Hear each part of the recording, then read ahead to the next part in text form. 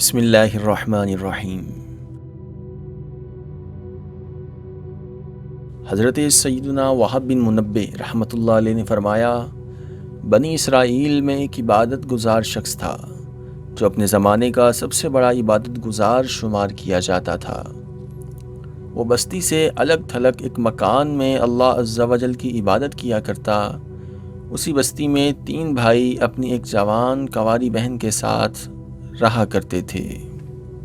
اچانک ان کے ملک پر دشمن حملہ آور ہو گیا۔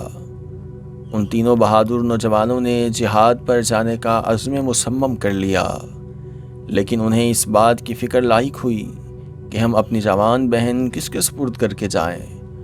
انہوں نے بہت غور و فکر کیا، لیکن کوئی ایسا قابل اعتماد شخص نظر نہ آیا جس کے پاس وہ اپنی جوان کنواری بہن کو چھوڑ کر جاتے۔ پھر انہیں اس عابد کا خیال آیا اور وہ سب اس بات پر راضی ہو گئے کہ یہ عابد قابل اعتماد ہے، ہم اپنی بہن کو اس کی نگرانی میں چھوڑ کر چلے جاتے ہیں۔ چنانچہ وہ تینوں اس عابد کے پاس آئے اور اسے صورتحال سے آگاہ کیا۔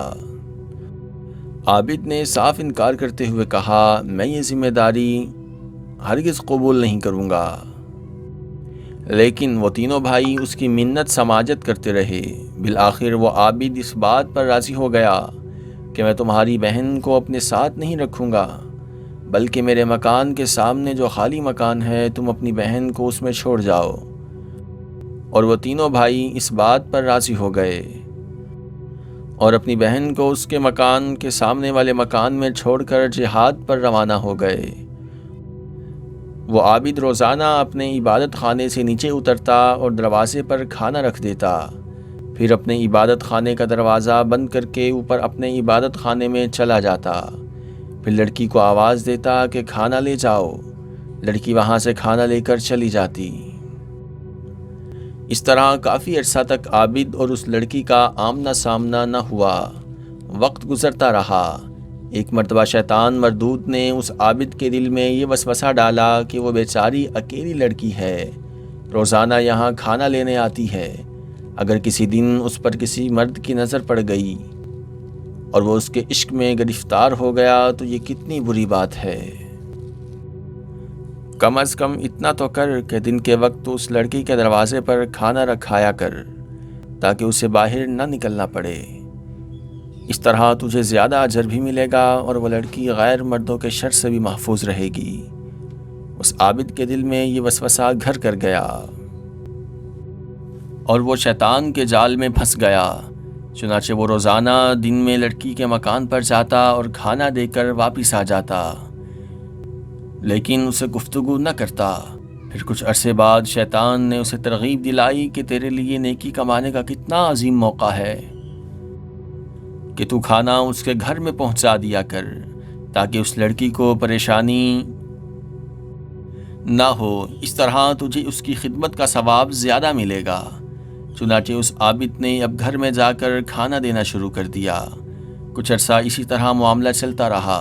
شیطان نے اسے پھر مشورہ دیا کہ دیکھ، وہ لڑکی کتنے دنوں سے اکیلی اس مکان میں رہ رہی ہے، اسے تنہائی میں وحشت ہوتی ہوگی، اگر تو اس سے کچھ دیر بات کر لے اور اس کے پاس تھوڑی بہت دیر بیٹھ جائے تو اس کی وحشت ختم ہو جائے گی اور اس طرح تجھے بہت اجر و ثواب ملے گا۔ عابد پھر شیطان لعین کے چکر میں پھنس گیا اور اس نے اب لڑکی کے پاس بیٹھنا اور اس سے بات چیت کرنا شروع کر دی۔ پہل تو اس طرح ہوا کہ وہ عابد اپنے عبادت خانے سے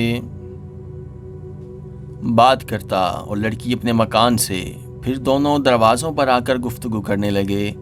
پھر شیطان کے اکسانے پر وہ عابد اس لڑکی کے مکان میں جا کر اس کے پاس بیٹھتا اور باتیں کرتا۔ بالآخر شیطان نے اب اسے ورغلانا شروع کر دیا کہ دیکھ، یہ لڑکی کتنی خوبصورت ہے، کیسی حسین و جمیل ہے۔ جب اس نے جوان لڑکی کی جوانی پر نظر ڈالا تو اس کے دل میں گناہ کا ارادہ ہوا۔ ایک دن اس نے لڑکی سے بہت زیادہ قربت اختیار کی اور بالآخر اس بدبخت عابد نے شیطان کے بہکاوے میں آ کر اس لڑکی سے زنا کیا، جس کے نتیجے میں لڑکی حاملہ ہو گئی اور اس حمل سے ایک بچہ پیدا ہوا۔ پھر شیطان مردود نے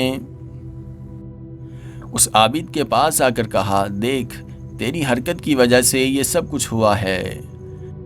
تیرا کیا خیال ہے کہ جب اس لڑکی کے بھائی آئیں گے اور وہ اپنی بہن کو اس حالت میں دیکھیں گے تو تجھے کتنی رسوائی ہوگی، اور وہ تیرے ساتھ کیا معاملہ کریں گے؟ تیری بہتری اسی میں ہے کہ تو اس بچے کو مار ڈال تاکہ انہیں اس واقعہ کی خبر ہی نہ ہو اور تو رسوائی سے بچ جائے۔ چنانچہ اس بدبخت نے بچے کو ذبح کر ڈالا اور ایک جگہ دفن کر دیا۔ اب وہ مطمئن ہو گیا کہ لڑکی اپنی رسوائی کے خوف سے اپنے بھائیوں کو اس واقعے کی خبر نہ دے گی۔ لیکن شیطان ملعون دوبارہ اس عابد کے پاس آیا اور کہا، اے جاہل انسان، کیا تو نے یہ گمان کر لیا کہ یہ لڑکی اپنے بھائیوں کو کچھ نہیں بتائے گی؟ یہ تیری بھول ہے، یہ ضرور تیری حرکتوں کے بارے میں اپنے بھائی کو آگاہ کرے گی اور تجھے ذلت و رسوائی کا سامنا کرنا پڑے گا۔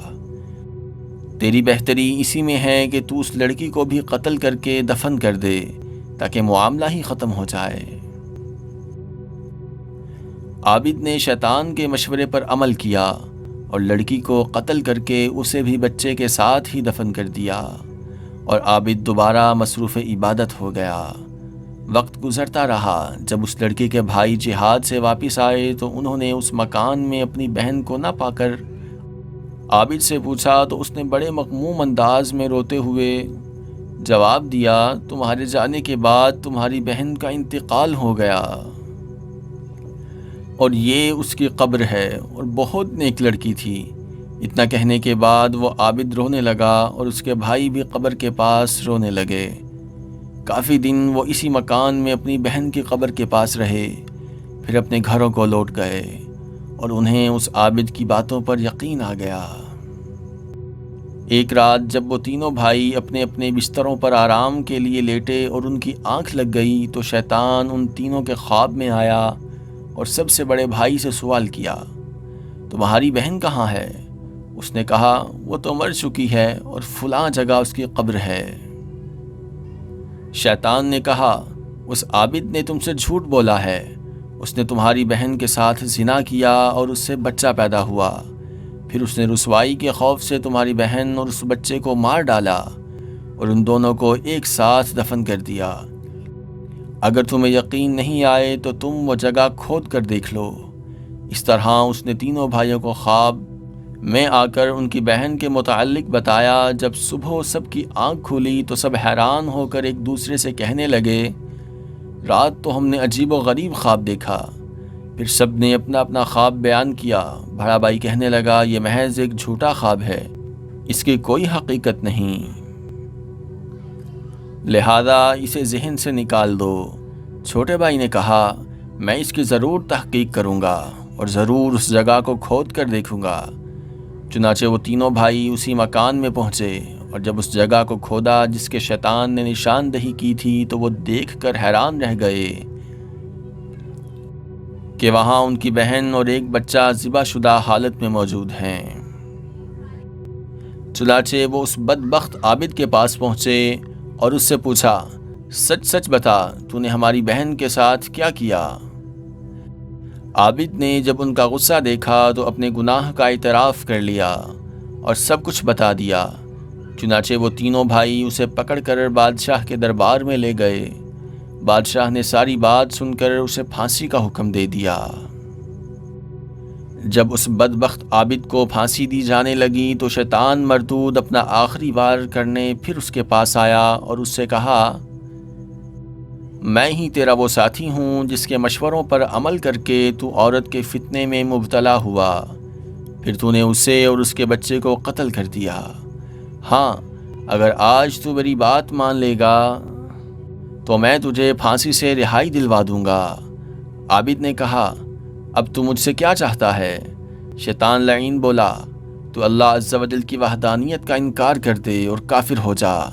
اگر تو ویسا کرے گا تو میں تجھے آزاد کروا دوں گا۔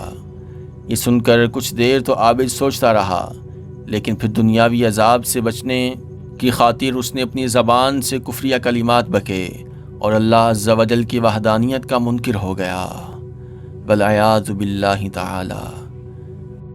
جب شیطان ملعون نے اس بدبخت عابد کا ایمان بھی برباد کروا دیا تو اسے حالت کفر میں پھانسی دے دی گئی اور وہ فوراً اپنے ساتھیوں سمیت وہاں سے غائب ہو گیا۔ شیطان کی شیطانیت کے بارے میں قرآن کریم بیان فرماتا ہے، بسم اللہ الرحمن الرحیم، کمثل الشیطان اذ قال للانسان اکفر فلما كفر قال انی بریء منک انی اخاف اللہ رب العالمین۔ شیطان کی کہاوت جب اس آدمی سے کہا کہ کفر کر، پھر جب اس نے کفر کر لیا بولا میں تجھ سے الگ ہوں، میں اللہ سے ڈرتا ہوں جو سارے جہان کا رب ہے۔ اے ہمارے پروردگار، عورت کے فتنوں اور شیطان کی مکاریوں سے ہماری حفاظت فرما، ہمیں دنیاوی اور اخروی ذلت و رسوائی کے عذاب سے محفوظ فرما، ہماری عصمتوں اور ہمارے ایمان کی حفاظت فرما۔ اے اللہ عز و جل، ہم تیرے ہی عطا سے مسلمان ہیں، تجھے تیرے پیارے حبیب صلی اللہ علیہ وسلم کا واسطہ ہمارا ایمان پر خاتمہ فرما، آمین۔ اگر آپ کو ہماری یہ ویڈیو پسند آئی تو آپ اس کو لائک اور شیئر ضرور کریں، کمنٹس میں اپنے تاثرات سے ہمیں آگاہ کریں۔ ہمارا چینل ٹو ہاف اسٹوڈیو ضرور سبسکرائب کریں اور بیل آئیکن پر کلک کریں تاکہ ہماری ہر نئی آنے والی ویڈیو آپ کو مل سکے۔